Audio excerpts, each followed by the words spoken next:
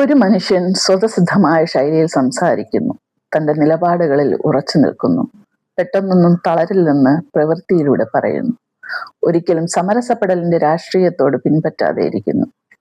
ആ മനുഷ്യന്റെ ഓരോ വാക്കിലും സ്നേഹമുണ്ട്, നാളേക്കുള്ള കരുതലുണ്ട്. ആ മനുഷ്യനെ TV സ്ക്രീനിൽ കാണുമ്പോൾ കിട്ടുന്ന ഒരു ധൈര്യമുണ്ട്. വെറും വാക്കല്ലാതെ അതൊരു ഉറപ്പാണ്.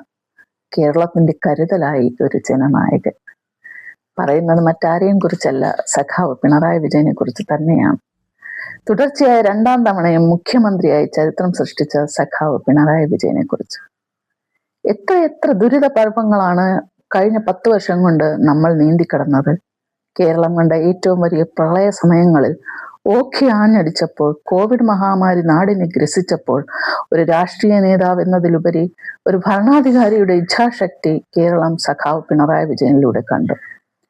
2017 അവസാനത്തിലെ ഓഖി ചുഴലിക്കാറ്റ്, 2018-2019 വർഷങ്ങളിലെ വെള്ളപ്പൊക്കം, 2018 മെയ് മാസത്തിലെ നിപ്പ, പിന്നീട് COVID-19 എന്നിവ അശനിപാതം പോലെ കേരളത്തെ ബാധിച്ചപ്പോൾ ഈ വെല്ലുവിളികളെല്ലാം തന്നെ പിണറായി വിജയൻ എന്ന കരുത്തനായ നേതാവിന്റെ നേതൃത്വത്തിൽ കേരളം നേരിട്ടു.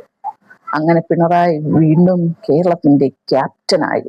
പ്രതിസന്ധികൾ മല പോലെ വന്നപ്പോഴും തളരാതെ കേരളത്തെ നെഞ്ചോട് ചേർത്ത് പിടിച്ച മുഖ്യമന്ത്രിയുടെ കരുതലിന്റെ കഥയാണ് പിന്നീട് അങ്ങോട്ട് കേരളം കണ്ടത്. കേരളം മാറുകയായിരുന്നു. അരനൂറ്റാണ്ട് കൊണ്ടുണ്ടാക്കേണ്ടിയിരുന്ന വികസനം കേവലം ഒരു ദശാബ്ദം കൊണ്ടുണ്ടാക്കിയ ക്രാന്തദർശിയായി പിണറായി വിജയനും മാറുകയായിരുന്നു. ലോകഭൂപടത്തിൽ വ്യത്യസ്തമായ ഒരു കേരള മാതൃക വരച്ചു ചേർത്ത് അസാധ്യമെന്ന് വിധി എഴുതിയതെല്ലാം, അനുവദിക്കില്ലെന്ന് വെല്ലുവിളിച്ചതെല്ലാം ഓരോന്നോരോന്നായി തലയെടുപ്പോടെ ഉയർന്നു പൊങ്ങിക്കൊണ്ടിരുന്നു. മുന്നോട്ട് പോക്ക് തന്നെ അസ്തമിച്ചു എന്ന തോന്നലിലാണ് ഇനി എന്ത് എന്ന് പകച്ചു നിന്ന ഒരു ജനതയോട് എന്നാൽ നമ്മൾ ഒരുമിച്ചങ്ങിറങ്ങുകയല്ലേ എന്ന് ചോദിച്ച ഒരു ഭരണാധികാരി. അതെ, പ്രതിസന്ധി ഘട്ടങ്ങളിൽ നമ്മൾ പിണറായി വിജയനാകണം. പറഞ്ഞ വാക്ക് പാലിക്കുന്ന ഒരു ഭരണാധികാരിയുടെ ഇച്ഛാശക്തിയാണ് സഖാവ് പിണറായി വിജയനിൽ ജനങ്ങൾ ഏറെ ഇഷ്ടപ്പെട്ടത്. ക്ഷേമ നടപടികളും ഭക്ഷ്യക്കിറ്റുകളും മുതിർന്ന പൗരന്മാരുടെ പെൻഷനും ചില ഉദാഹരണങ്ങൾ മാത്രം. നാടിന്റെ നട്ടലായ സ്ത്രീകൾക്ക് പ്രതിമാസം 1000 രൂപ നൽകി അവരെ ചേർത്ത് പിടിച്ചു. അത് വെറുമൊരു സാമ്പത്തിക സഹായമല്ല, മറിച്ച് ഞാൻ കൂടെയുണ്ട് എന്ന് ഉറപ്പിച്ചു പറയുന്ന ഭരണകൂടത്തിന്റെ വിശ്വസ്തതയാണ്. അശരണർക്കും ആലംബഹീനർക്കും വേണ്ടി കോട്ട പോലെ നിലകൊള്ളുന്ന ഈ നേതൃത്വം കേരളത്തിന്റെ ചരിത്രത്തിൽ പുതിയൊരു അധ്യായം കുറിച്ചു.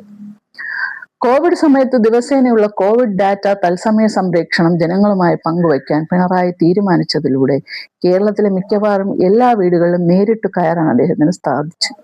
രാഷ്ട്രീയ സംക്ഷിപ്തങ്ങളിൽ നിന്ന് വ്യത്യസ്തമായി 1 മണിക്കൂറോളം നീണ്ടു നിൽക്കുന്ന ആരോഗ്യ വിവരങ്ങളിലൂടെ അദ്ദേഹത്തിന് നിരവധി പ്രേക്ഷകരെ ലഭിച്ചു. രാഷ്ട്രീയ ചായ്വുകൾ കണക്കിലെടുക്കാതെ മുഖ്യമന്ത്രി കുടുംബ സംഗമങ്ങളിലെ പരിചിതമായ മുഖമായി മാറി. അദ്ദേഹത്തിന്റെ അനുകരണീയമായ സംസാര രീതി ജനങ്ങളേറെ ഇഷ്ടപ്പെട്ടു. ഒരു വശത്ത് ഈ വെല്ലുവിളികൾ തടസ്സമില്ലാതെ വന്നുകൊണ്ടിരുന്നപ്പോഴും സർക്കാരിനെതിരെ മാത്രമല്ല, പലപ്പോഴും അദ്ദേഹത്തിനെതിരെ വ്യക്തിപരമായ ആക്രമണങ്ങളായി മാറിയ ആരോപണങ്ങളുടെ ഘോഷയാത്രകളോടും അദ്ദേഹം പ്രതികരിച്ചു. പ്രതിപക്ഷത്തെ മാത്രമല്ല, NIA, ED, കസ്റ്റം, CBI എന്നിവയുൾപ്പെടെ 1/2 ഡസനോളം ദേശീയ ഏജൻസികളെയും അടിപതറാതെ അദ്ദേഹം കൈകാര്യം ചെയ്തു. ചിലർ വിവാദങ്ങൾക്ക് പിന്നാലെ പോകുമ്പോൾ ഈ സർക്കാർ സാധാരണക്കാരന്റെ ജീവിതത്തിന് നിറം പകരാൻ പണിയെടുക്കുന്നു. വരാനിരിക്കുന്ന തലമുറകൾക്ക് അഭിമാനത്തോടെ പറയാം, ഇവിടെ ഒരു ഭരണാധികാരി ഉണ്ടായിരുന്നു. ജനങ്ങളുടെ പട്ടിണിയും പ്രയാസവും തിരിച്ചറിഞ്ഞ നേതാവ്, ലോകത്തിനു മുന്നേ കേരളമെന്ന് ചിന്തിക്കുന്ന ഒരു മനുഷ്യസ്നേഹി. അതെ, പിണറായി വിജയൻ എന്ന കമ്മ്യൂണിസ്റ്റിന്റെ ദീർഘവീക്ഷണത്തിന്റെ സ്വാദ് കൂടിയാണ് നാം ഇന്ന് അനുഭവിക്കുന്ന കേരളം. ആ നേതാവിന്റെ കീഴിൽ ഇടതുപക്ഷം വീണ്ടും ഒരു തിരഞ്ഞെടുപ്പിന് തയ്യാറെടുക്കുമ്പോൾ ഇടതുപക്ഷ സ്ഥാനാർത്ഥികളെ ജയിപ്പിക്കേണ്ടത് നമ്മൾ ഓരോരുത്തരുടെയും കടമയാണ്.